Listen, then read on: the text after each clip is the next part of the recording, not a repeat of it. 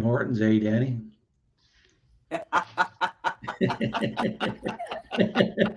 Action. That's all we have around here. We have no much choice. There's That always was choice. well placed for the camera. That was good. There you go. I turned it around for you guys. I don't censor myself. Okay. All right. So let's everybody just get present and close our eyes or open your heart, whatever it is for you. And we'll just let spirit speak to each of us.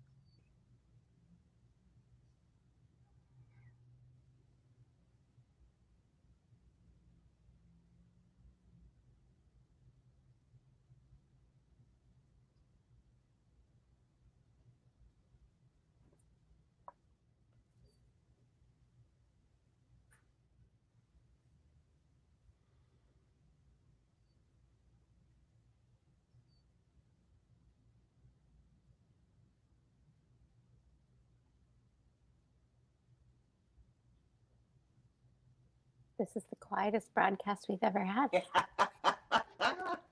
Give it time. The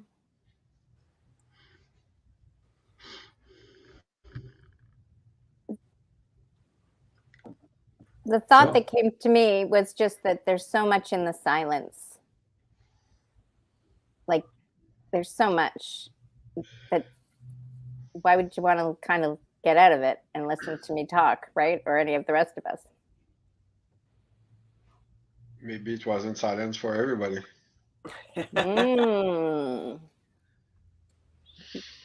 Was the feather busy communicating back and forth to you? Going on there? Yeah. How about you? For me, that was kind of like let's just stay silent. No. That was, well, little that message. May I start by a little message, Jacqueline or Mama Bear? Go for it, whatever. What came true is that you will have to learn to behave. Will, okay.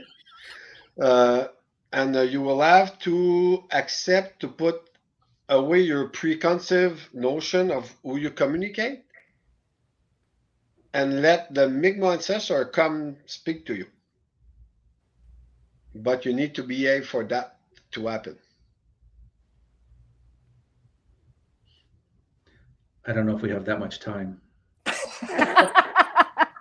Hey, my sponsor is the same age as me, huh? So 1964 they started, same age as me. Maybe we won't live long enough to see that to happen from Jacqueline, but do you understand, Jacqueline? Mama Bear? I hear what you're saying, and I appreciate that that's what the message was that you received about me. No. You're on the Mi'kmaq land, you know? Yes, You're on the, and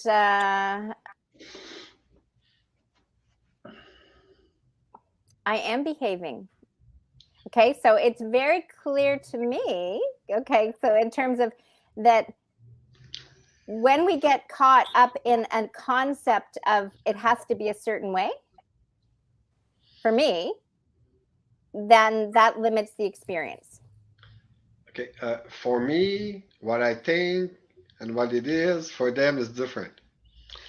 They will, well, you will know how to behave in the proper time.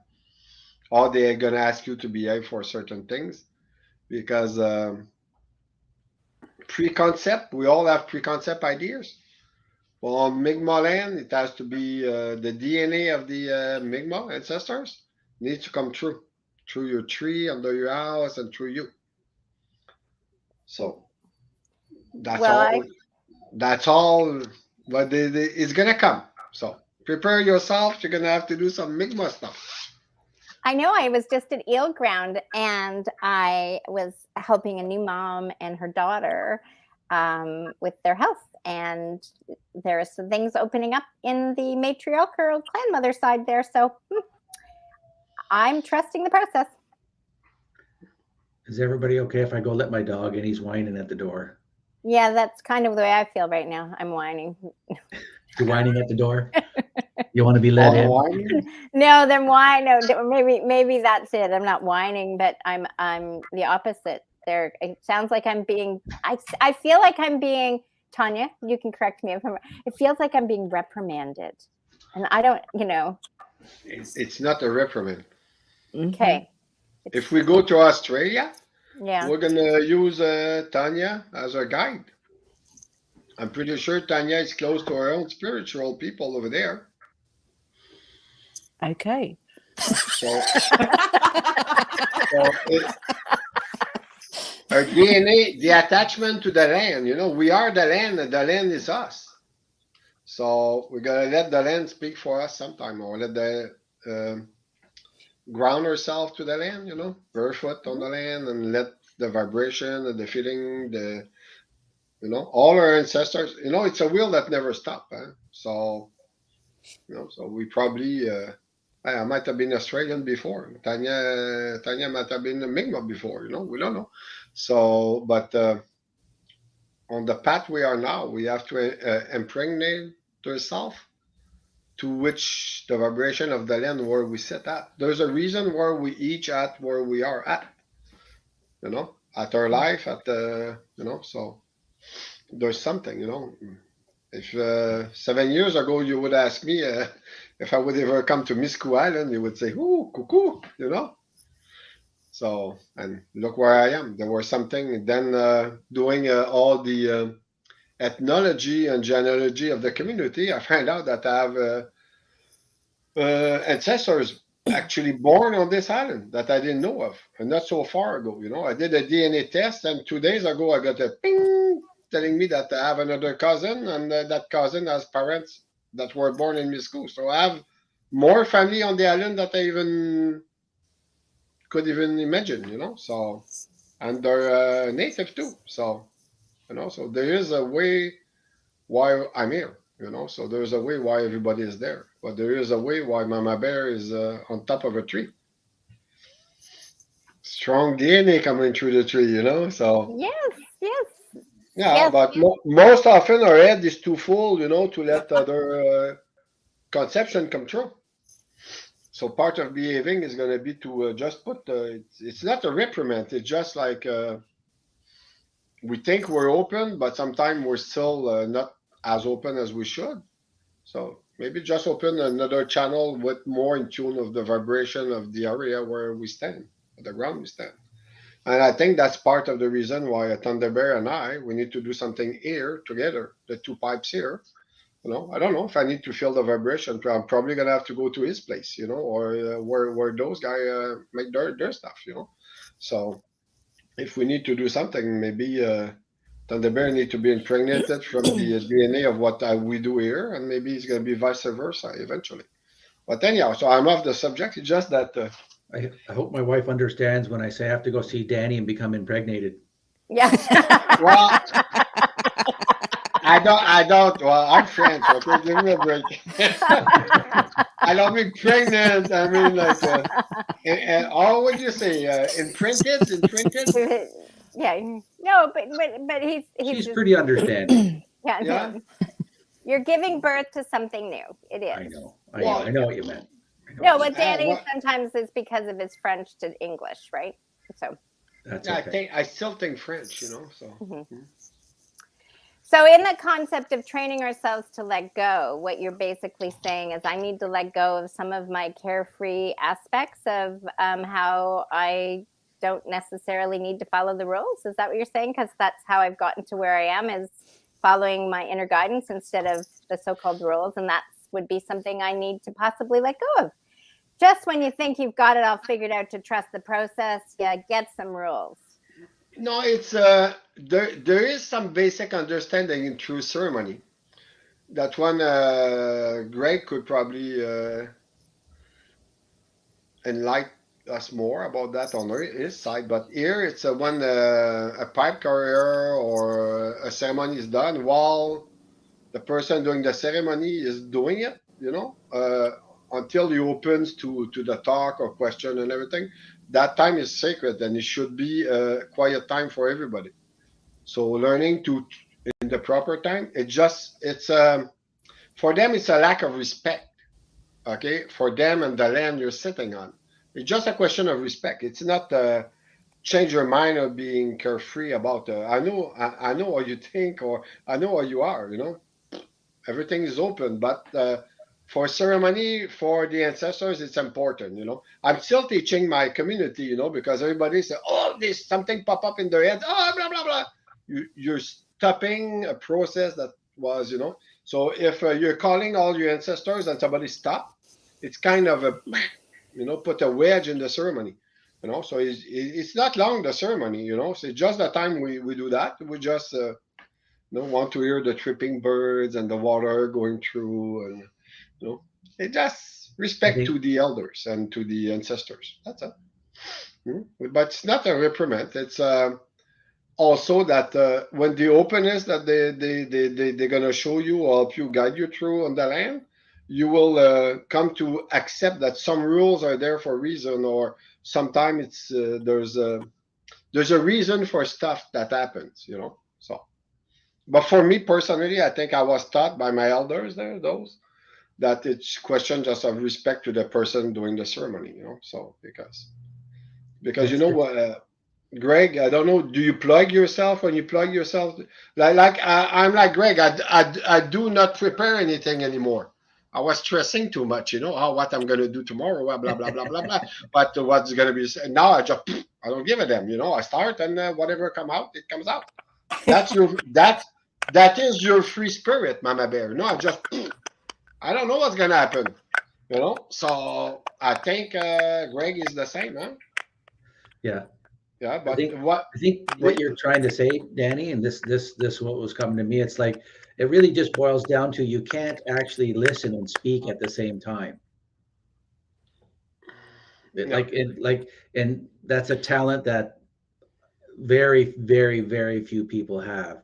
I don't know if I've met them yet, but so when you're talking, you're not listening, and in that moment, that's that moment of respecting them to listen. You know what I mean? Like you're going out of your way to do the ceremony, then you should just leave that space open for the the without bodies to have a conversation with us.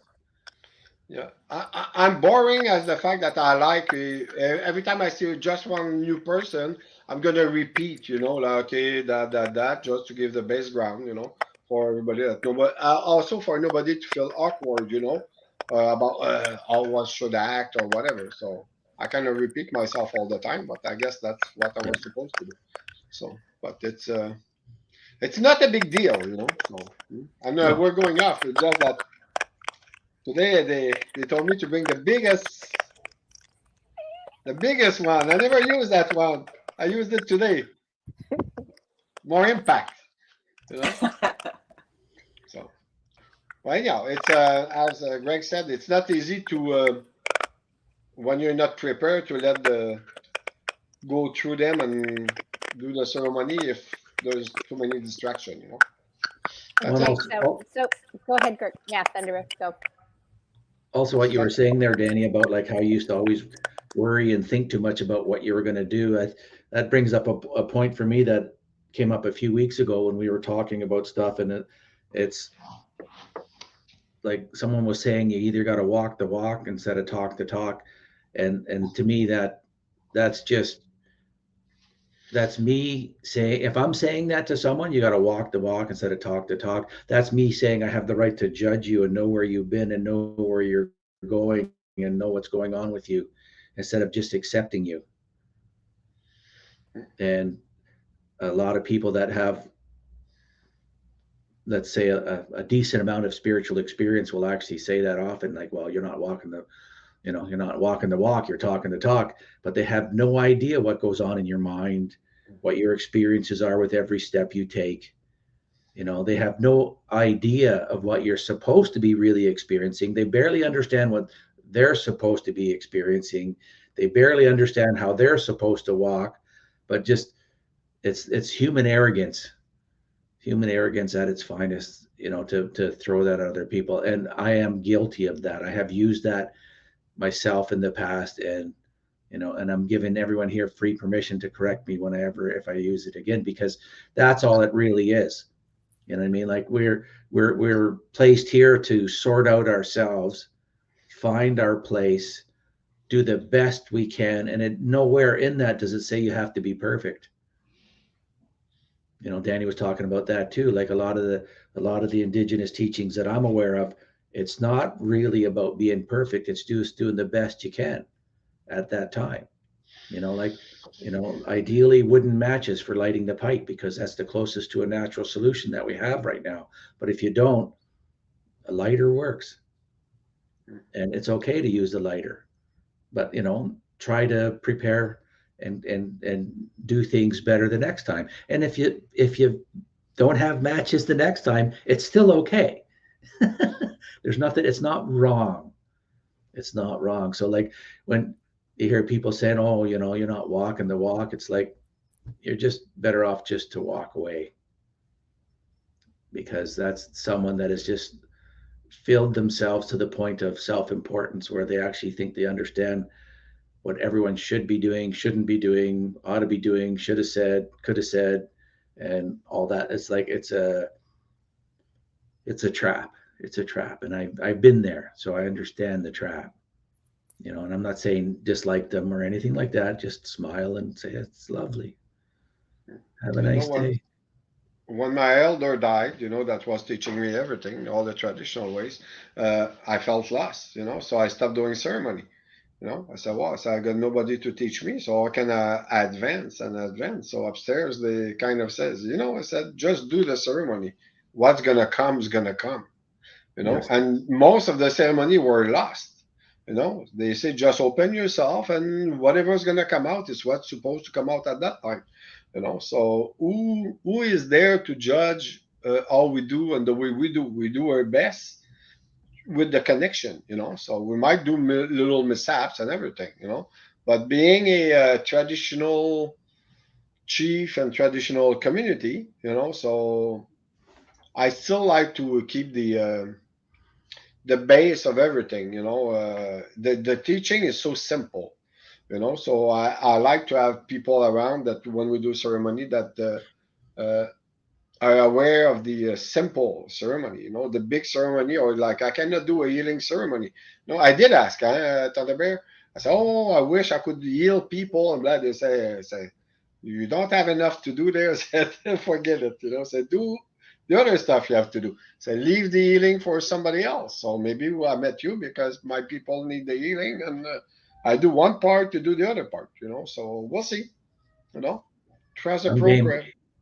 Huh? I'm I'm in game. too. I don't know what I'm in, but I know I'm in. you know. So Yeah. Well, and I feel the same way. Like I know that for sure we're supposed to do the pipes together, and I have no idea where that's going to lead. But my job isn't to understand all that. My job is to show up and do that and really be as open as I can to see what it says to me, what it speaks to me.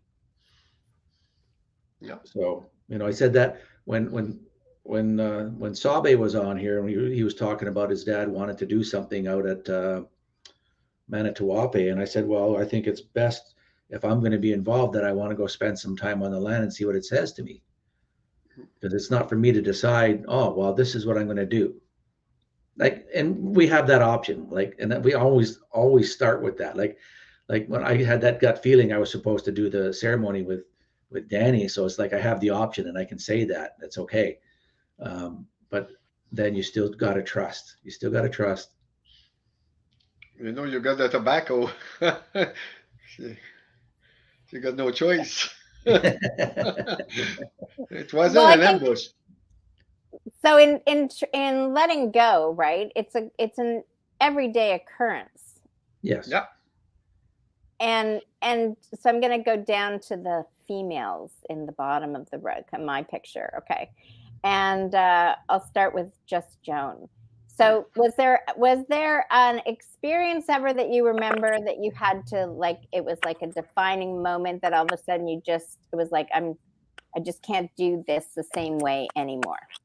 Oh God, yeah. There's been so many in my life. I'm well practiced at letting go. Relationships, people, situations, work environments. Got to get out. Got to go. Yeah. Um, How'd you get to get so good at it? Usually I left it so long I didn't have any other choice.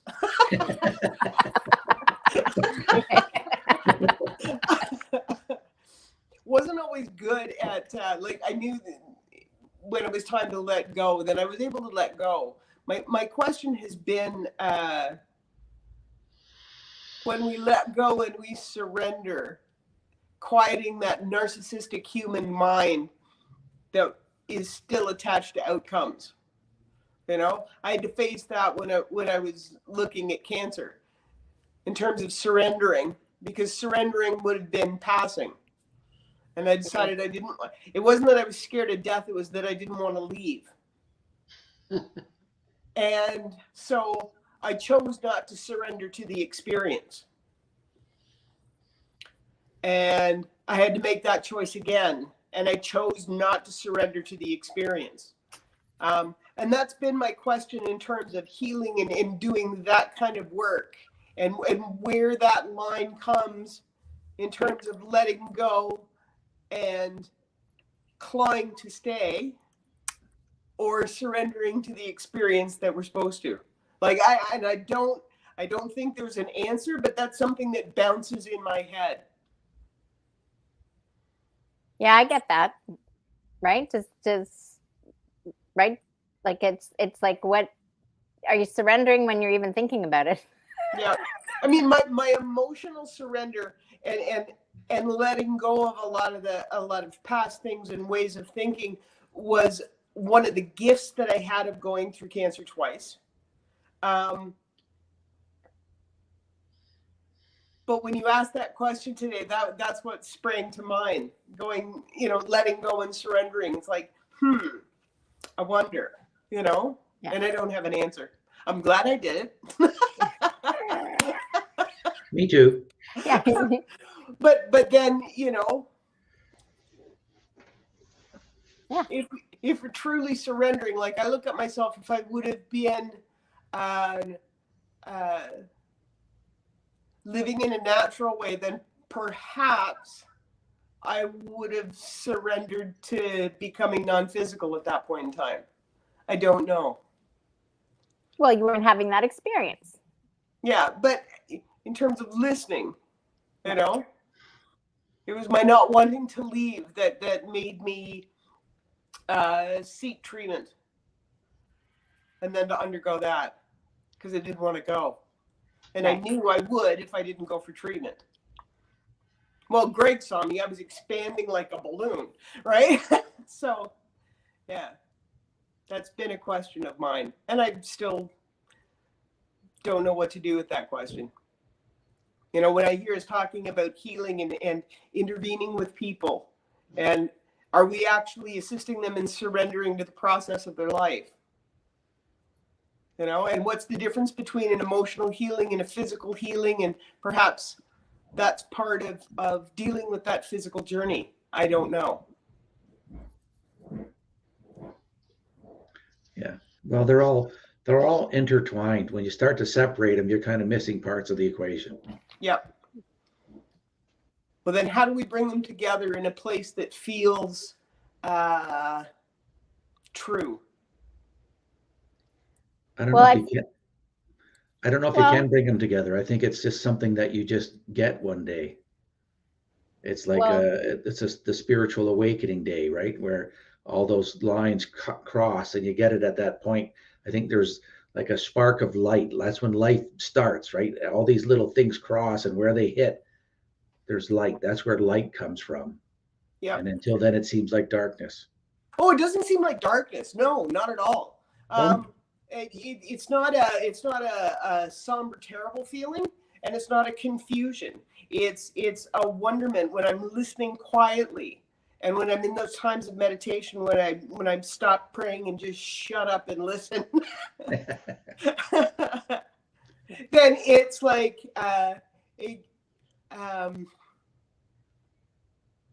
is it the human part of me that doesn't want to go? You know, because I've accepted, like, I don't have that fear of death because I know I am part of spirit. Like that's not a scary thing for me. So it's not dark in that way. It's just knowing or exploring whether I'm getting the nudge from spirit to heal or whether I'm getting the nudge from my mind. And it's not in a dark place. So do you feel that there's a certain time that you get to experience life on this planet? Like there's a predestined moment that it's up, or do you feel like you get to choose that moment? Oh, I have no idea.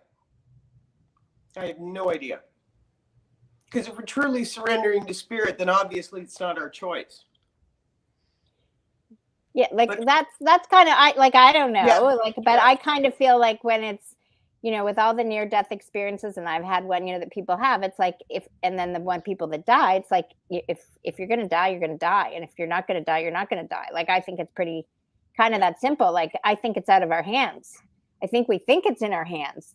I think that's my thing. It's like I feel like people think, well, if I think hard enough and I hold on to hard enough, or if I follow the rules enough, I'm gonna get enough. So then what point is healing then?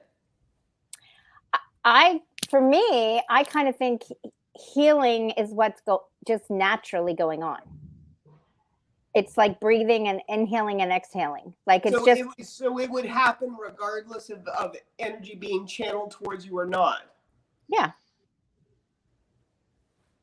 I feel like right now the world is healing. And it looks like the people go, oh, and I go, well, I totally feel the world is healing. It's in the breakdown. It's like the tree, things are going to grow. Like the forest fire happened in Australia, and then the butterflies came and the new growth came. See, that's where the narcissistic human part of me kicks in and thinks that we have an influence over that.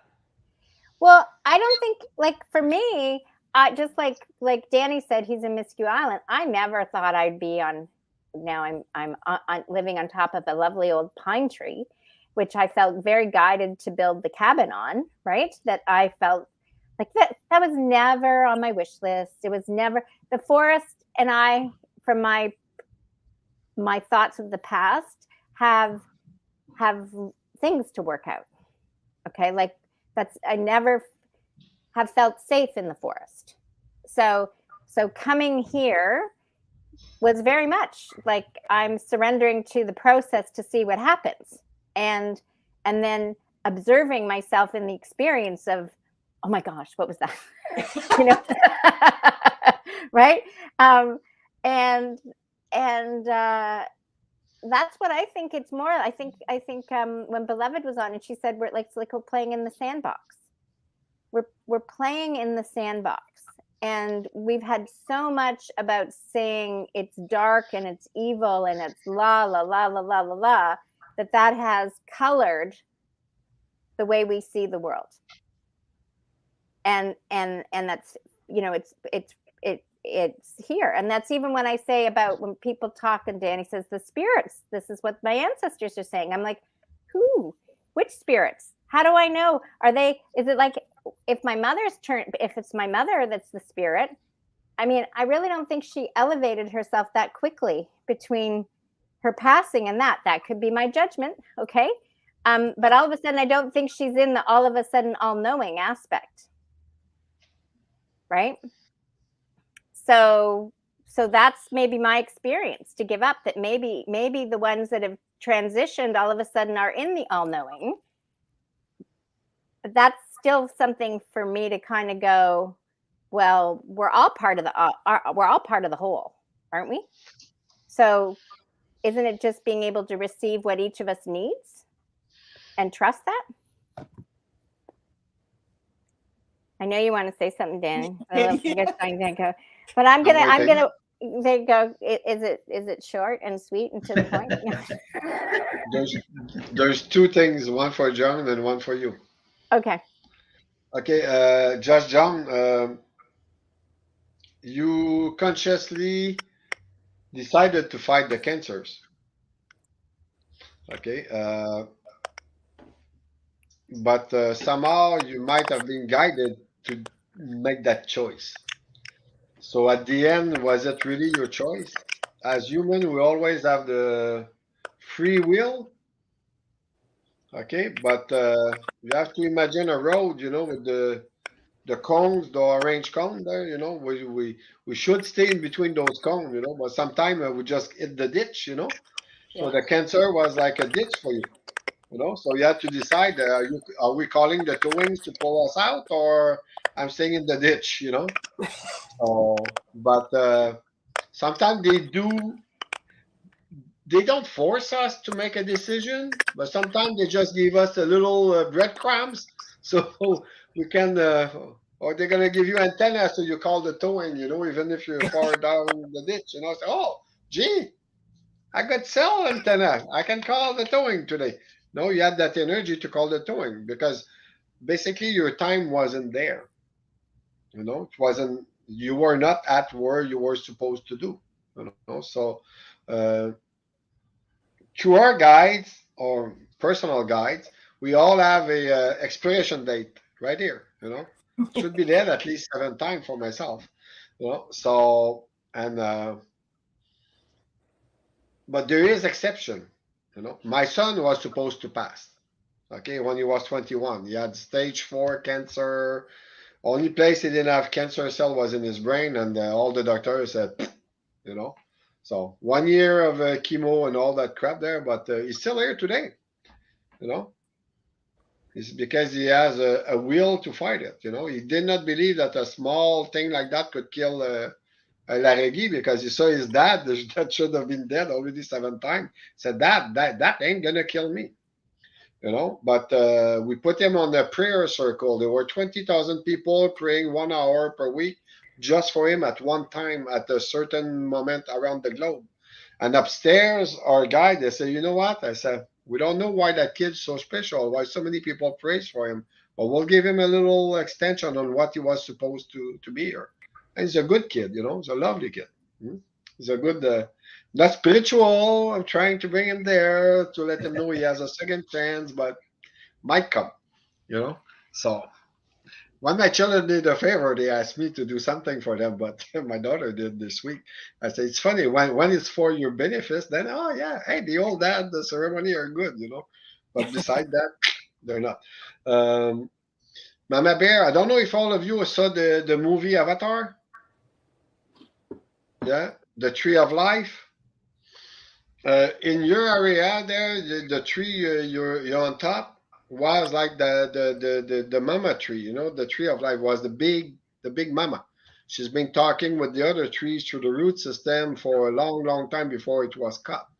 So you probably decided or felt to build there because you're like the tree of life, okay? Because that tree needed to still speak, to put something out to the forest and everything. So now you have that role.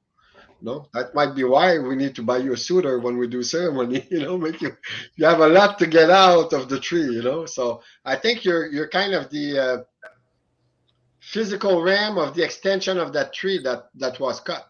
You know, you're You're muted. I muted. can't hear you. Okay, probably muted purposely so I didn't have my little rant there.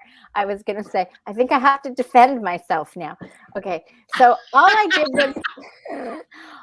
did was take the shaker. He's sitting down in the stone. First of all, he's so focused on doing the ceremony. And I was like shaking around, calling him, and then I was like, ooh, isn't this great? Look at the thing. And he's like, shh, we're starting. Shh. And I was like, I'm getting other funny little spirits that are percolating around here. And so some of them are their little, I felt like their egos were getting a little bent out of shape that I just wasn't like, shh, okay, quiet right now. Okay, so I'll take the coaching. Okay, I'll take the coaching. No, it's not the coaching, but see, you're getting it now. But you know what? Your role, so they accepted you on the land, and you're like the tree, now. So you did not choose that place just out of a limb. There were a reason. You're kind of the. I don't know if you need to regrow that tree through spirituality or through what we do, but that was the tree of life for that region, which is Mi'kmaq on land. Mhm. So maybe because you need to speak on behalf of that tree that was cut too short, I mean, that tree didn't. It was cut, it didn't fail, so somehow somebody probably wanted to do planks of wood because it was nice big pine tree, I think, so it Yeah. was maybe a 400, 500 years old tree, we don't Yeah. know. So and that tree had a lot of life into it, so you're the second life of that tree, by building there, so that energy there comes through you. So That's you what I don't felt. always talk for nothing, don't get me wrong. Okay. I was about to be set up there to retort back to you, Danny, but I'm not going to go that way. No, just don't always talk. But I'm going to go down to Diane.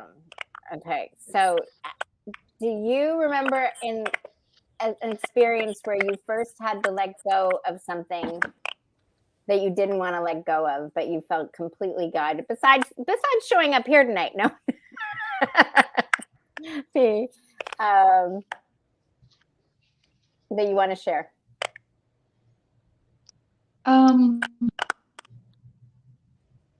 I I think that I've inherited things that aren't mine or that don't suit me. So I'm working with that. I've got a lot of stuff around me and I want more space. I want to let go of that. And I think I inherited my father, my mother a little bit, but my father more. He was older, went through the Grecian, so everything was kept. And this we might be able to use for something else, like that whole what if, and it's scarcity consciousness, right? So actually letting go of physical things would prove to me about the abundance that I have. Like, so I think we had an ice storm a few years ago and we were like a little over a week without power, but we had a generator and neighbors didn't. And I was so struck at that time by how much we had when I was very aware of, we had the stove and we had a hot water heater, but we couldn't run them at the same time. And we had enough. We had more than enough. We had our community, like we're sharing with each other and people who didn't have.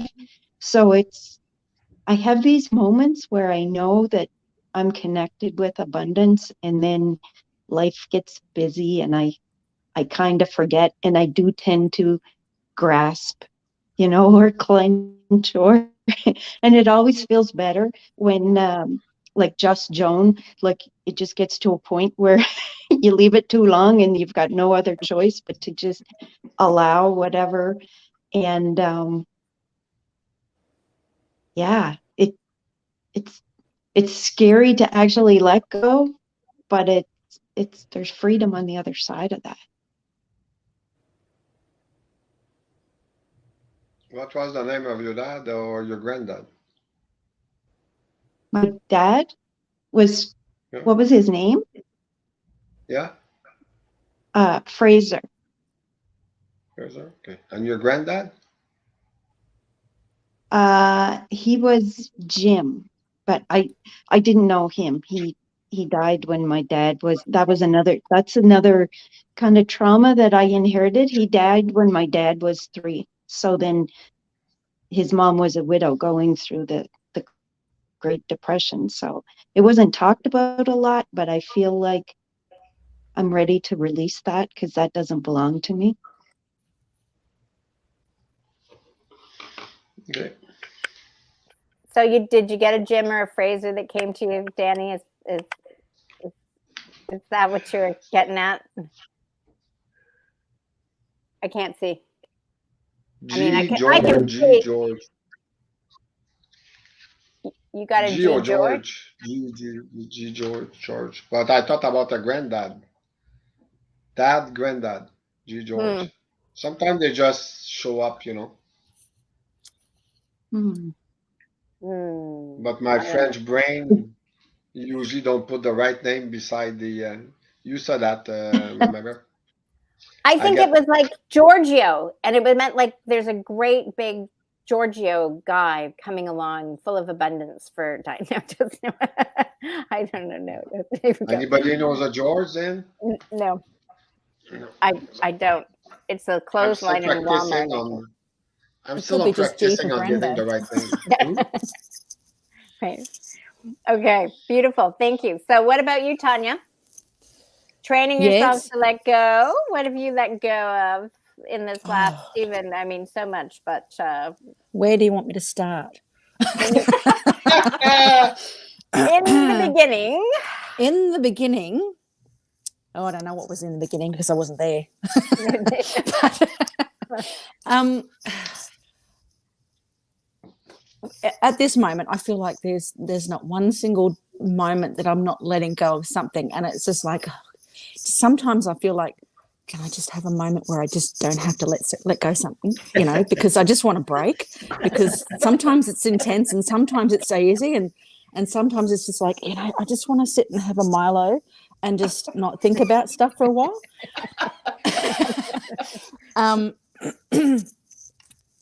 I've been listening to what everyone's been saying and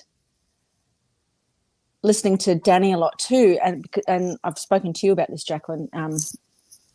What I had this experience. This is a thing that I feel was a really big thing for me that I wasn't necessarily aware of in myself, but I think was just a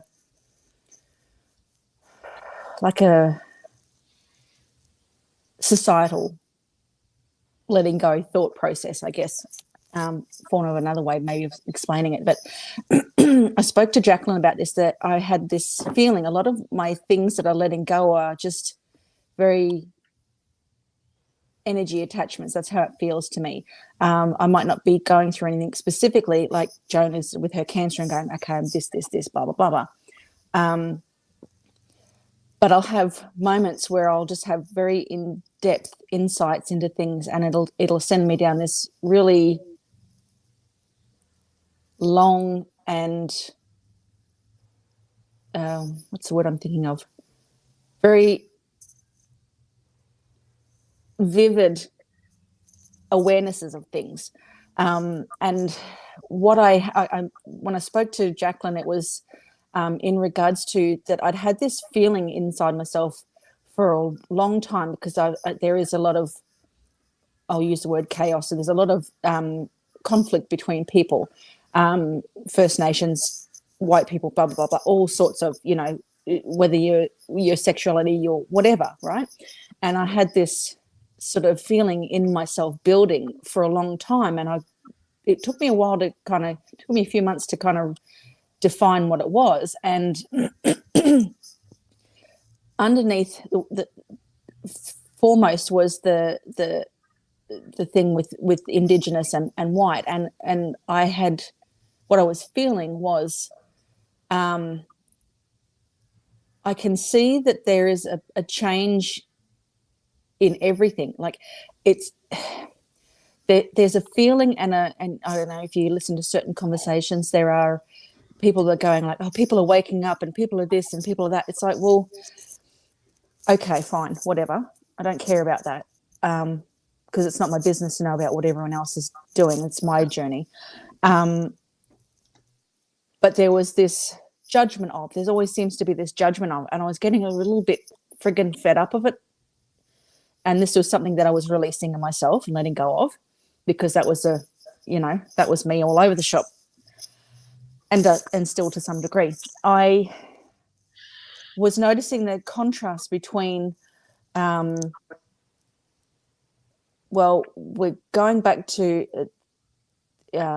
focusing on Indigenous, because they have suffered. There has been a shit ton, pardon my French, of all of this trauma, and I get it, right?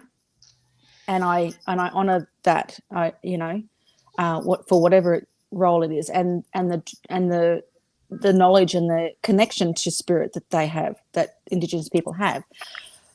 What was coming up in me was are we all, as white people, really shitty people? And that was a really confronting thing, because I felt I really had to step out of my thought process and into my feeling of things, and go, well, is there anywhere in the world that white people, non-Indigenous people, are not horrible people and have not perpetrated all over the shop? And it was horrible. It was a really, really horrible feeling, which is what led me to talking to Jacqueline and saying, can I get your perspective, please? Because I'm just, I'm a heapy mess.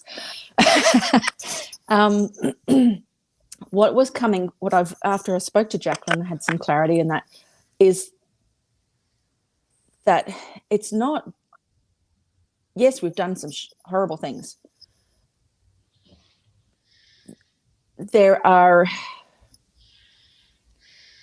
We've all done horrible things, all of us. And I had to let go of that, whatever that was coming in me, that I wasn't even recognizing, that I felt in myself in some way, was that I played a part of that. Not all of us are. We're not born that way. So it was this really long letting go process of from almost birth, and hearing all of these things, and that it's okay to speak like this or do this or be derogatory of anyone. What I'm also feeling into is that the notion that we're all changing, like that the world is changing, that we're all evolving, that we're all this, however you want to put it. It is everyone. It's not just white people, it's Indigenous. Everything is changing. And when I was listening to Danny talking too, and I feel like I'm going to poke the bear a bit, but it's like, and again, there are things that I recognize that I feel spirit, like intuitively for me, that I go, yes, I can feel this. No. But is there not, to a degree, even in Indigenous cultures, a little bit of aspect of that like a religion, that you must do these things to achieve this. If you don't do this, you're being disrespectful. And what again came up, and again, I'm not meaning to be pokey, but if say for example, like you were saying with, when you're doing a ceremony or something, it's like it's being present to the moment, is what I feel like you're saying, Danny, is that it's being present to. And what if there was a child there and the child was crying or not paying attention? Does that mean they're being disrespectful, or is that they're feeling something in themselves that is not in that moment, that is not right for them? So does that mean that they're being disrespectful though? So you want in me to saying that, answer? in expanding that thought process, with Jacqueline feeling what she's feeling intuitively, is not necessarily being like disrespectful or not paying attention sort of thing, but it's her feeling in the moment what she's feeling, you know? So We, that's just the thought that came up in my mind. we love Jacqueline because she has a 5 or 6 years old spirit most of the time. That's why we love her. All the time. Okay, That's not part. most. See, that's part of the beauty, you know. Okay, if there's a child through a ceremony, okay, and the child cries, you know, it cries. You know, the child is not at the age, you know, to know that their ancestors need to be calm for a while, you know. But most of the time, if the mother or the father is there and the child, it would be very disruptive. The parent's gonna take the child and gonna go make the child feel a bit better, you know, so that the ceremony can be done. You know, we had a wedding here, you know, and my neighbors has a autistic child. Okay, and we had a native wedding inside of the teepee, but we could not do the ceremony could not go because the child was extremely disruptive, you know. So Mm. somebody just nudged on the mother because the mother is not aware. She's so used to be with the child, you know. So somebody just nodded on the mother, said, "Please, can you take the child outside because the guy cannot do his ceremony? But it's a wedding, you know. There's 100 people outside waiting for them to come out, but cannot do nothing, you know. But plus, you know, it's the thing was with the feather. The child was playing with the feather, and the feather should not touch the ground, you know. So yeah, yes, there is a basic respecting thing, you know. Like I'll give you an example. We don't put the feather on our feather on anything beside red, you know. I'm traditional, so my feather lays on red. You know, so if my feather falls on the ground, I should give it to somebody that saw it. You know, so and we work very hard to get a feather. You know, you need to do a lot of stuff. We cherish our feathers. So I guess what's supposed to happen in the ceremony will happen. Okay, we will not scream at the or banish somebody because of it. And that again, that's why before doing a ceremony, I like to repeat myself, please. You know, if you know, turn off your phone because it's disruptive, you know. So last time we had the thing, my phone was there going. Bzz, bzz, bzz. I was waiting from a phone call, emergency call from Europe. I put on vibration so not to, you know. So I was, no, I didn't want to bust, you know. So if we all have our phone and getting emails and texts while we're having that, it will be it will disrupt our meeting today, you know. So it's basic respect, you know. So and we do accept everybody the way they are, you know. So and that's not a thing. And the color thing, you know, you put a lot on faces on the indigenous and the white people, indigenous white, like it should be a war in between them all the time, you know. So we No, exactly. It's not. no, It's but not. no, Yeah. it's not. It should not be. Okay, but there is a thing that came to me at some point. We have what's called the medicine wheel. Hmm. Okay, it's round. It has the 4 colors. Okay, the 4 colors which represent the 4 colors of the people on Earth. Okay, and what did happen? Okay, for a wheel to turn smooth and to go far and to be smooth, it needs to be round. Okay, so what happened is that the white people, okay, sorry, I don't want to No, sound racist, it's okay. but the white people and the yellow people, you know, the two opposite, kind of took too much expansion, okay, on the detriment of the red and the black. Mm. So the wheel kind of got stretched. Those extended, and the other one shrank. You know, so now it's not a wheel we had. You know, for a long time it was an egg. You know, if you throw an egg, you know, vroom, vroom, He's gonna make 2, 3 turns, and he's gonna stop. The wheel won't, you know. So on the earth, there need to be a balance somehow, you know, between all those people to be equally, you know.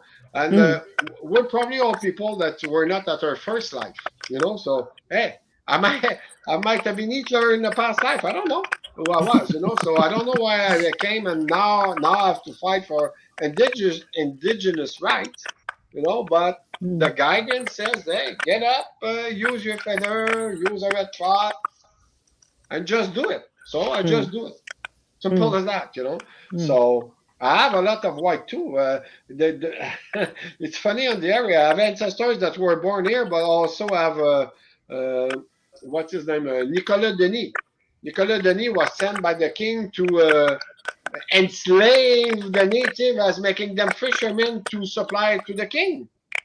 You know, so he's the one that put all the fish shop around the area. So one is the opposite of what you know the native should have done. One was the exploiter of the other one. It's part of my ancestors. But who I am to judge what they did. The important is what I do today. Exactly. You know? And this is So- just it was when I was talking like, you know, white indigenous sort of thing, that was just what was coming out of me. That was a lot of stuff, you know, as you go through your life, you hear things as a child, you grow, and it was all of that stuff that didn't have words to it. It was sort of in my consciousness and my thinking of that had come to the surface. That was what I was letting go. For me, it is not. We're all, as Jacqueline says, we're healing. Everything is moving and changing. And in that wheel there now it's almost feel like it's shameful to be white, you know. So yeah, you know, it, and it was more of a, and it was like that. What was interesting was the feeling was that being that I'm well, I present as white. Who knows?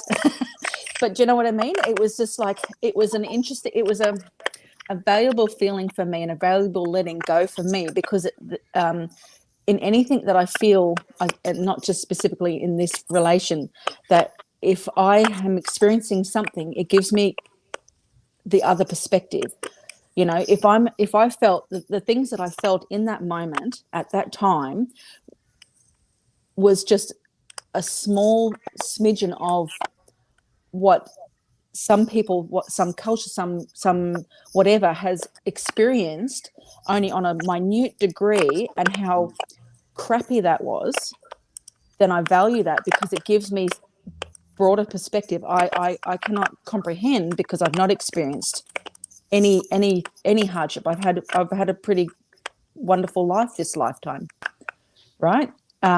Compared to other people, and I'm thankful for that. But I'm always appreciative of the things that are painful, because it allows me to see things from a different perspective, you know. And that was that feeling that came up in me at that time around all of this allowed me to go, okay, this is really horrible. I can let it go now, you know. And it was just something on an energetic level in me that needed to just go, see you later, it's done. as a human, you know, as a self person, so how much are you responsible for what happened in the past? Exactly. You know? Yeah. Why Yes. should we point fingers? You know, Right. that become a judgment. You know, so and who are we to throw the first stone or you know whatever? So we had that meeting last week about taking the do something, you know, and it's about what we do as a person as we grow community. Jacqueline needs to say something, I think. Well, I was just like, if we go 7 generations forward and 7 generations back, and I'm in the middle, then I am the 7 generation, like, right? Like, so I do my best that I can with what I know at this moment in time, based on, you know, in the sense of whatever those experiences were 7 generations past and 7 generations forward, right? Like, it's like when we say, what world do we want to create last week? It's like, well, are we creating, are we surrendering to it? Well, I can only be present to what I'm experiencing in this moment. And in this moment, some of it does feel like, holy crap, that's got to be from 7 generations past, right? And then the other one is, I really hope that's coming true. That's 7, like, but then is any of that true, right? It's like, what am I noticing in this moment? And the more I find that I pay attention to my body, I'm really discovering the slightest little things. Like I just noticed the other day when I was talking with somebody, she goes, she was doing an osteopath, and we were chit-chatting about different perspectives, and I could just feel my neck, right? Like as she's just sort of touching, I was starting to tense I didn't think it was a tense conversation, but it was slightly tense. It was just like, relax. Like the difference I could feel. I'm starting to notice those little subtleties of just a little like, oh, that conversation gets me a little, okay, not angry, not that, but it still tightens me, right? And that's the stuff that I'm really getting more present to for me, because I think there's so many things that go on in this body that I don't even have a clue. Like I can't even imagine how just Joan managed, because I would have been, I don't even know what I would have been, right? Been like, oh, it's in my toe, it's over there, it's over, like how you could just be with it. But I think that's what we're getting to, is just if we can just concentrate here instead of out there, and everybody owns their personal responsibility of doing their best here with what comes in and how I'm being, it's a different world. The beauty of it, it's all the group we are today. Everything we do, it's nothing for us, So that's the cool part. We're all fighting for the future generation to have something better, So our work is important. The seeds we're gonna plant, are important. They are important because for us also, because maybe we were, I don't like the word chosen, but maybe we're predestined to do that role, to put the action, or it's a bit like a chess, So, and for the future, so hopefully when I'm in the spiritual world, I'll be able to see if whatever we did as a group or individual, I'll be able to see if it bear fruits, in the future, Hopefully it does, so. Well, I kind of like, it's a sense of, I kind of think we already knew what we were like, I don't know how it all works, but I kind of feel like we already knew that some of this was going to happen. And that's why you have those sometimes moments of deja vu, or, when you go, oh, I mean, it's like when I first reached out to Thunder Bear, and I think when we met, and I think Greg said, my wife said, you're just going to meet with her. What do you know about her? And he goes, I don't know. No, and it was just that sense. It was like, I'm going to reach out, and he's like, okay, I'm going to, we're just going to have the experience. It's this idea of trusting this, that we can't comprehend how it works. Like today I got to see the unplugging of a beaver dam. Okay, it was a small beaver dam, but it was so exciting for me because it was like probably 3 feet, and the beavers had put the sticks all in there.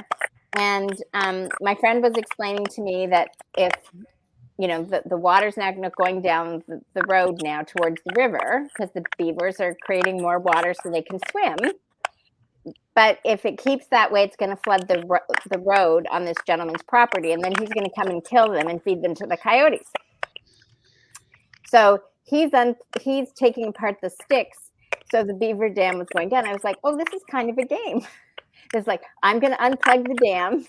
You're going to build the dam again the next day. I'll unplug it, and that way we're going to keep you alive. And nobody's going to. But the sticks and the mud that he was pulling apart, and watching how much water was all of a sudden flowing, I was just like, these animals, like, they didn't go to school to learn how to do it. They didn't go, okay, let's go to dam building 101. They just do it. And I think that's what the animals, they have a role, and they have a spirit, and they just have this gift. And the beaver supposedly is about our gifts, right? As a spirit.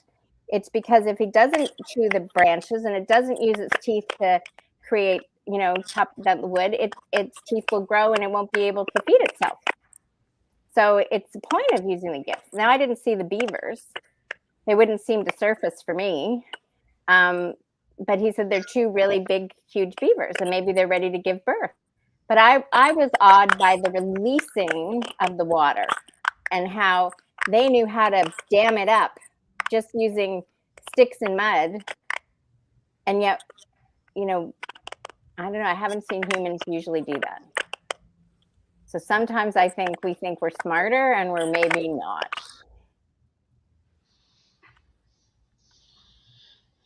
So I'm letting go of the idea that humans are smarter than animals.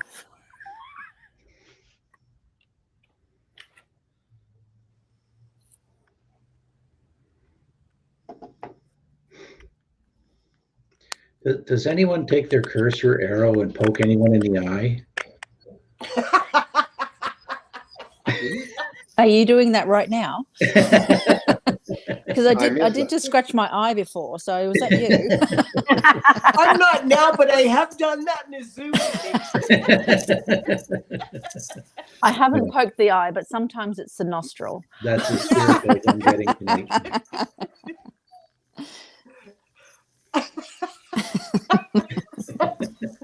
I missed the joke, so I don't know why I missed that. Danny, when you take your mouse and you take the cursor, it's got the little arrow on it. Yeah. And I was just poking people with it. Oh, okay. So as you're poking around, what about you in letting go?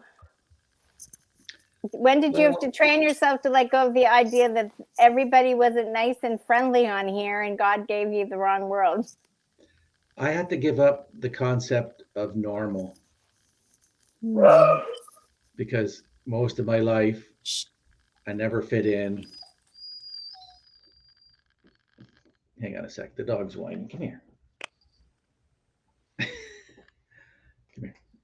Sit down. I always wanted to be normal because I always knew I wasn't normal. And by that, I mean, like, I couldn't just go get a career and put my head down and make as much money as possible and forget about everything else. There was something, always bugging me. So, in that giving up of normal comes lots of things, like most, I'm building a house now and it's not going to be ready. And I'm taking a week to go do a tour out east. And, I get looked at from my wife, like, we're doing what? I just have to do this. I just have to do this. And it can't be about the money. It can't be about the house. Can't be about anything other than what's in here. So this is still remnants of me giving up what normal is. And I have a lot of guys that I went to high school with, and I think 99% of them don't have any idea what I do energetically or spiritually or anything like that. They get together the first Tuesday of every month. There was one last night, and I said to Jacqueline before, I said, like, I love the guys. Like, there's so many good people there, but I have more important work to do. I can't just go hang out and be normal. And part of me, there's for sure still a part of me that's a little broken hearted by that, because they really are a good bunch of guys. They really, really are. They would do anything for you. Like if I went on out to that thing and said, honest to God, guys, I need help for a week. Can you come help? Half of them would drop everything and come and help. So great. Have them support and set up the meetings, okay? Like, let them know what's going on and have them rally the forces. Yes, I'll make them do it.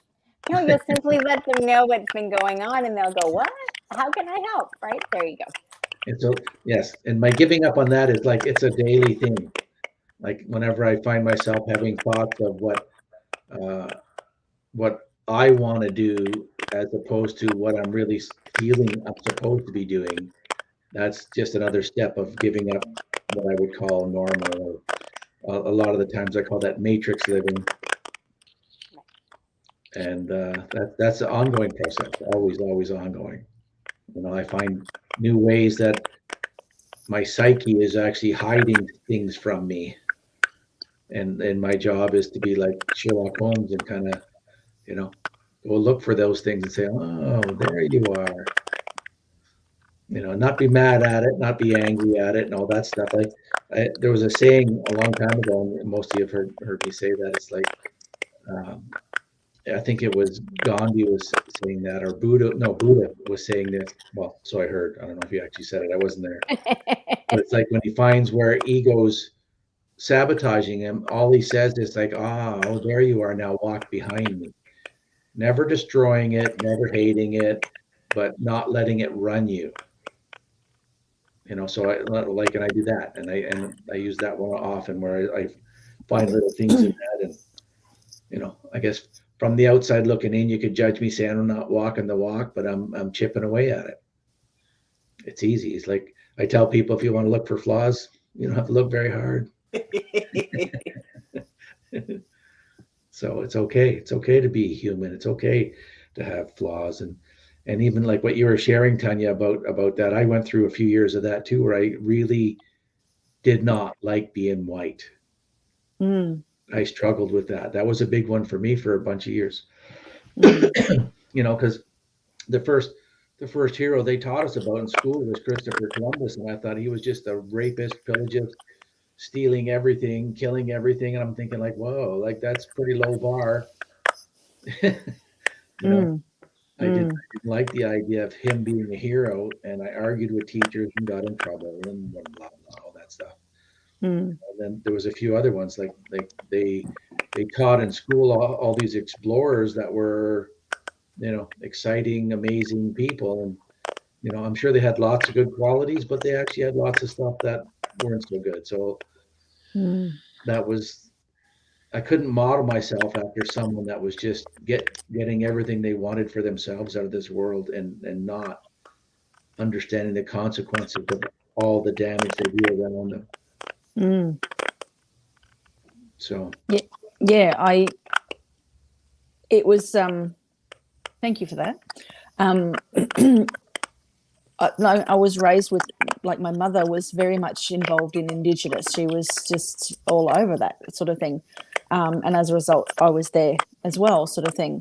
So it was quite being that that feeling came up so strongly and so intensely. It was a little bit like getting smacked in the side of the head all of a sudden.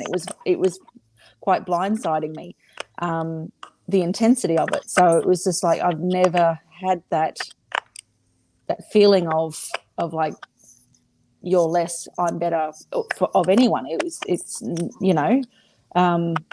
so to go into that feeling of like, I'm related to really horrible people, I'm a really horrible person by association, was just like, where the hell is that coming from?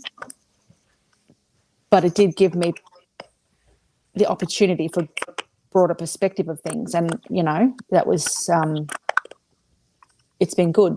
I'm no longer feeling that. It's past, and whatever was in me that needed to be let go is gone. Thank you. But yeah, I'm grateful that it came up, because I don't really want to know that I never would have been aware of it anyway, would I really? But I'm thankful that I'm not walking around holding that in my body. So yes, yeah, it's important. Yeah, and I can relate to sort of just off of that topic again, but what you were saying about how there are all these people that that wouldn't understand or wouldn't recognize what you do. I have that experience in myself, because from leaving my work, the majority of my friends are my work friends, and I could probably say none of them really would recognize who I am now, because I feel there's been such a big change in myself that I'm not who I was. I wouldn't hold the same conversations. If I had a conversation like this or said I was doing this, they'd look at me as if I was like, I've got feathers sticking out of my backside kind of thing. It's a bit odd. So yeah, and to have people come and talk to me in the same way and have me not respond in the same way, they don't know how to Yes.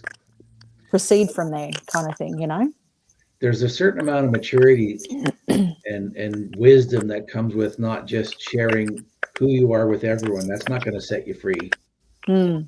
You'll just find yourself in a whole lot of arguments with people or discussions that are endless, like treadmills that go nowhere, you know. And when you get that, you get to a certain point that, like, if you feel it, you just feel it. For me, I just kind of hint about it, and if it's receptive, then I'll go there, and if it's not, I'm happy to not go there.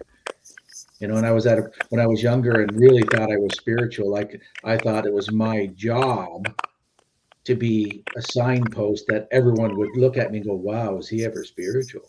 Yeah. And I did everything in my power to do that. Like, just go, you know, to people going, "Well, you know, that what you're doing isn't very spiritual when you do it like that." And, Mm. like that, and it was just pompous arrogance, Mm. you know, and a waste of time for everybody. Like, I was dragging Yeah. people down the hole instead of helping them. So, Mm. I think that's kind of maybe a stage, you know, like because I can say, you know, I was there, and I see it in a lot of people, and then they get to an awareness and go, oh, because I kind of feel it's this thing, you know, when you get all excited, you want to share your good news, and then you get caught up in the good news, and then it's all about, well, I don't really care if you get the good news, but I'm just going to keep sharing about the Yes. and you know, it's like it has nothing to do with you anymore, right? It's just Mhm. yeah. You read my mind. Oh, I know I definitely did That was me all over.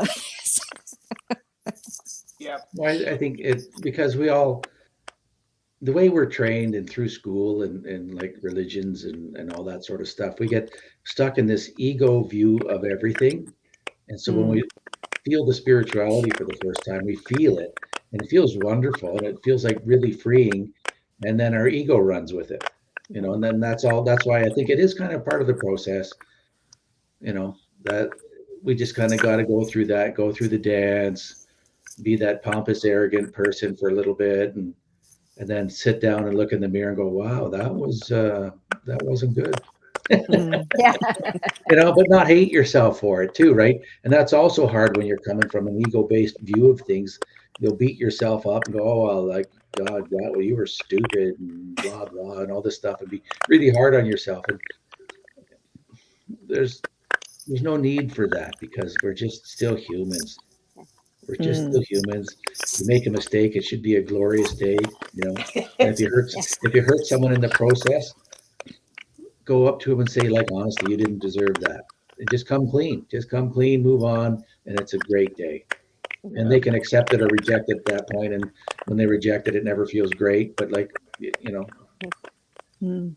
for me, I always used to always say to myself, I have to keep a clear conscience, knowing that I left no unfinished business and I did the best I could that day.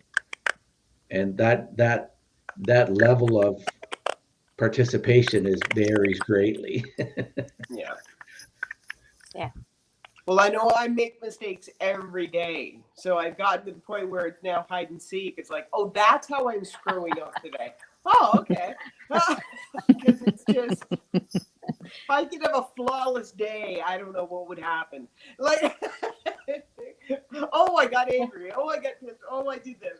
Oh, okay. And catching myself all the way through and sitting down and going, okay, well, there's always tomorrow. You know? Shit. Yeah. I Yeah. don't know about a flawless day, but I've had several days, and I think even a few with you, Joan, at work when you worked with me before, like where they just feel magic. Yeah. Yeah. There's something just way cool happens all day. Yeah. Strangers you meet have this big smile and are very receptive, and you can say stupid stuff, and they all laugh, and you carry on. And there are magical days. Yeah. You know, But not you see, enough. but for me, at the end of those magical days, then I'd go home. Yeah. And then part of it would turn into a shit show. So Sit on that old couch that's not so magical. exactly.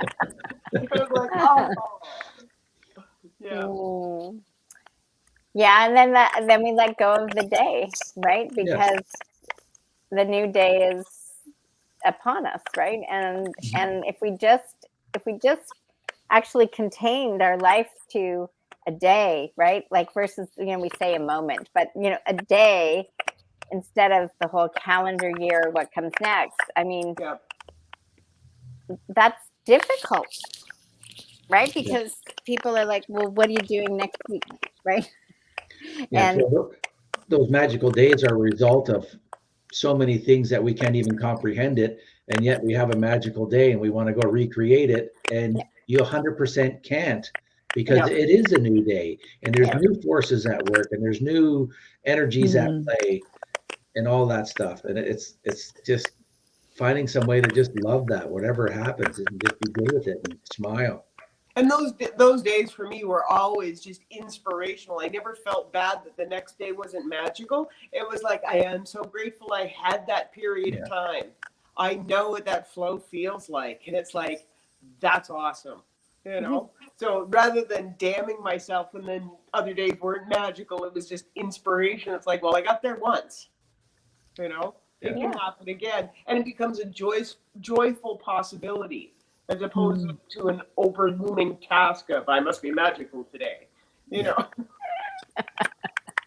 And you know what? And it doesn't matter how spiritual you are, or even if you're even aware of spirituality or have any faith-based anything, you can still have a magic day. Everyone has it once in a while, where everything seems to be synchronistic and really flow, and it's a nice, easy day. Nothing challenges you. You feel good about it. You're happy to be alive. You're grateful, and it's so like I find that interesting. So I don't even know if being spiritual gives you more of those days or not. I don't know. My ego wants to say, yeah, for sure. Well, essentially, we're all spiritual beings, right? So it's just a level of awareness. So I think you can have, they might call it you're in the zone that day, right? That might be the lingo for somebody that isn't saying you're in the flow, right? It's still lingo. I kind of find that when let's say the day doesn't go quite like I thought, like, so maybe there is a situation that normally would disturb my peace, in the past, and that's okay. Like that becomes an adventure, right?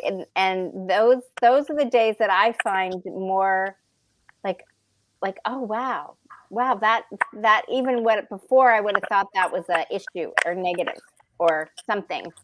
I would have judged it. And then I'm like, well, that was actually kind of fun to have that experience, right? Like, it's all about playing in the sandbox. Yeah, and sometimes the cat's been into the sandbox before you got there.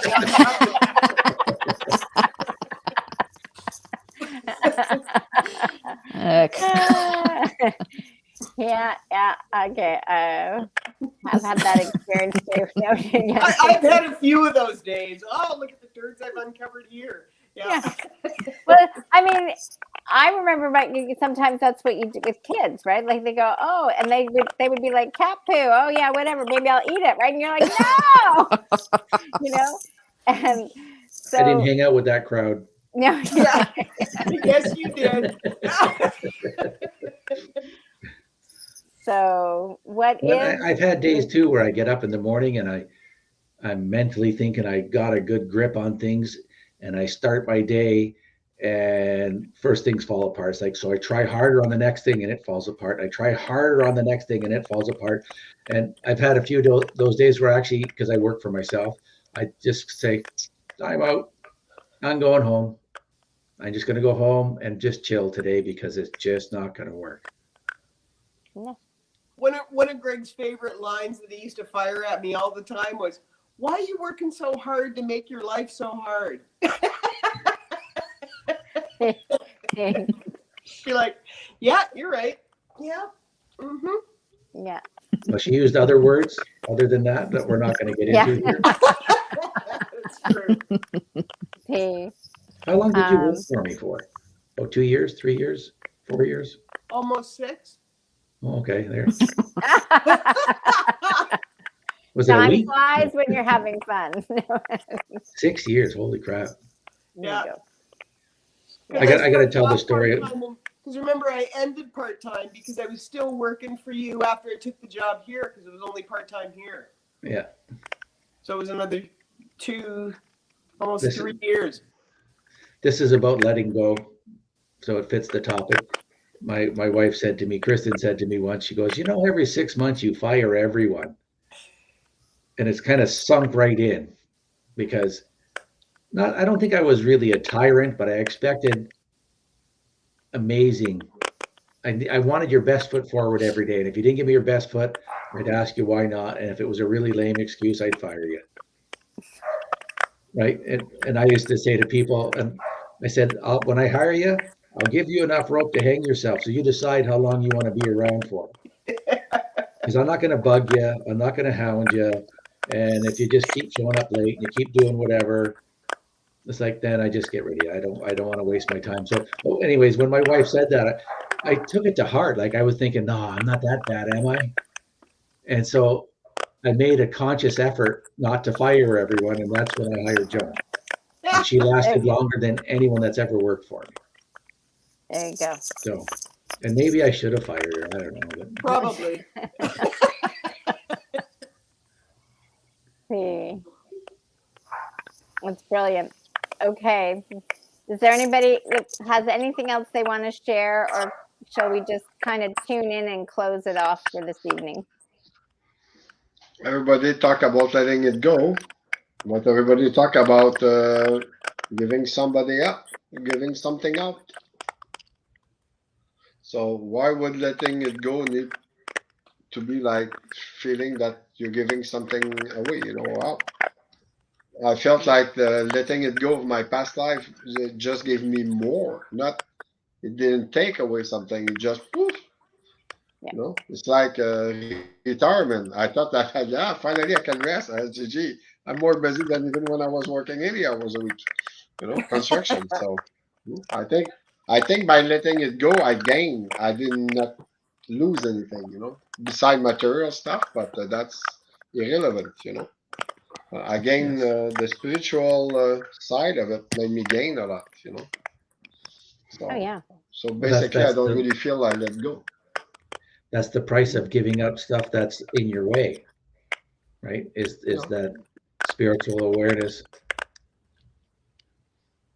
I made a deal with him upstairs. I said, when is ready to call me back up there? I said well, I can say two deals. I said, first, let me finish the TP. So that's why I'm not in a rush. So and that's why it runs the damn house, So and I said the second thing. I said when I'm ready to go. I said I will have a very very light baggage, me and just a backpack, a few underwears for change in case I need upstairs. That's it. I don't want to have anything under my name. I actually got rid of everything under my name. So go. So I don't want nothing. So the less I have, I used to have all the toys a man could want. I was even dating many women at the same time. How complicated that was. So I didn't even have the time to enjoy all my toys. I was too busy, or the day off, I was too tired to use the toys. So, if you have a dirt bike, ski-doo, a plane, and everything, just taking care of that was a job. So the more I let go of the stuff, the more I felt free. And same on the spiritual side, the more I let go of like I've learned that to do ceremony, not being prepared is the best way to do. Letting it go. Yeah. But for me, it's kind of the opposite of most of what I heard. It's letting it go make me feel more full, not more empty. Or anyhow, I did not feel like I lost something or I gave something up. I more feel like I gained a lot of stuff by letting it go. Yeah. So, personal. I would agree. I would agree with you. Yeah. Yeah, most definitely. Like when I talk of giving up, I'm not giving up Really, at the end, I'm never giving up anything that means something to my spirit. It means something in my mental aspect of what I think I'm attached to Mm. and what I thought I was supposed to be attached to and all that stuff. And for Mm. sure, every time there's always a gift waiting when you're able to honestly surrender and freely, willingly surrender all that the junk that's holding you back from Mm. whatever, your spirit's guiding you to do. There's always a gift there. Mm. Could you say that again? Because that was,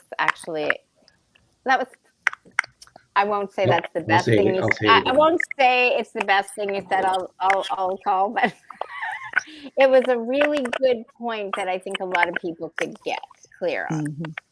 Yes. Well, when we give up all the things that are kind of in our way from uh, being more of a spiritual human being than we're led to believe we are, when we surrender those things freely and willingly, Mm. then there's always a gift on the other side. I think now that I'm saying that's kind of the pitfall of a lot of the spirituality movements, is because people will give you'll go watch a seminar or buy a book or read it, read something or see something that says these are the steps you have to take. But people go through those steps, and at the end they're going like, I didn't get anything out of that. That's all crap. And it's because in their heart they just read the book and repeated the words, and Yeah. even if they say this is how you pray and all that sort of stuff, and not much changes for them, they just don't get it. Because in your heart, when you go, I can see clearly now that that's an obstacle in my way, and I want to surrender that wholeheartedly. That's where the gift comes from. Right. And you can get little crumbs the other way and stuff like that, and you might eventually get to the gift, but it's your heart. When you surrender wholeheartedly, going like, I know, you feel it, almost brings you to tears when you get those moments. Like, I really need to like walk in the other direction from this, and that happens a lot with relationships and money and material stuff, friends from high school, like all that stuff, right? Yeah. I just am remembering, I think it was 2018, and I was at a series. I had like 3 extended family gatherings where I hadn't seen these people like in 20 years, whatever the heck. And they all thought at the time, people thought I was nuts back in the 80s when I walked away from my career. And so at this party, 25 years later, people that are getting ready to retire or thinking about it. And so they're saying, oh, I so get why you made the decision you made. And I'm like, that was 25 years ago. Right? And you're getting it now, and they're like, I comprehend what you're saying. And it was really interesting to me because out of my mouth in 3 different occasions came, and wait till you see what comes next. And I was like, what does that mean? And for me it was like, what is next? And I had no idea what was next. But what was next was like a next, like pulling away and letting go of things the last little bit. It was almost like I felt like I was having a life review without actually, but it's still here in this existence, and starting something completely even more surrendered than I thought I was, right? And so I think sometimes we do know, but it's like or I would say you're afraid to look at what you know about what's coming because you're letting go of your comfort zone. Yep. Life begins outside the comfort zone. Does. You can see what you're going to lose, but you can't yet see what you're going to gain. And you don't till you lose. Yeah. And who wants to lose when you're raised to be in a competitive world, right? So, I think a lot of that, there's a lot of little twists in our mind that we play when it comes to letting go. When you realize the letting go gives you more freedom to embrace the next experience, that truly is the gift. So on that, I'm So ready to receive. it's really just the attachment of it, isn't it? It's not really letting go of anything. It's just the attachment to it. Well said. Hmm. How could we go wrong if we have the creator seeds in our heart, you know? Yeah, that's why I say, like, Great Spirit, God, Creator always has a better plan, right? Like, because when I think it's going to turn out this way and it doesn't, it's obviously it's got a better plan. And I just had a situation where I got kind of attached to an, like, something. It was like early February, and if I'd gotten my way, it wouldn't have worked to my favor, because by last week it was reversed. And so what I was fighting for wasn't going to help me at all. and so thankfully it didn't go my way, because it would have kind of reverberated backwards. And those are the things that, you know, sometimes you do. Yeah, I just have to let go and go, there's a better plan.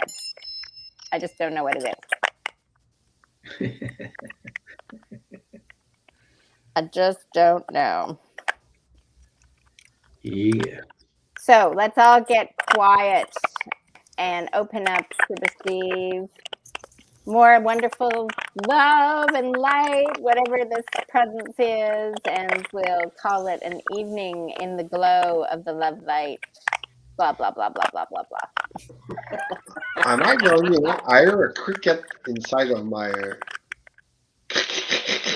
Am I the only I one think hearing that's that? No. Joan's microphone. No, Huh? I can hear it too. I don't know Mute whose it is. I think it's Joan's. Yeah. Yours, Joan? It Oh, was. it Joan. is. Joan has got, that's her mind. Her mind is just going like that all the time. It sounds like a cricket.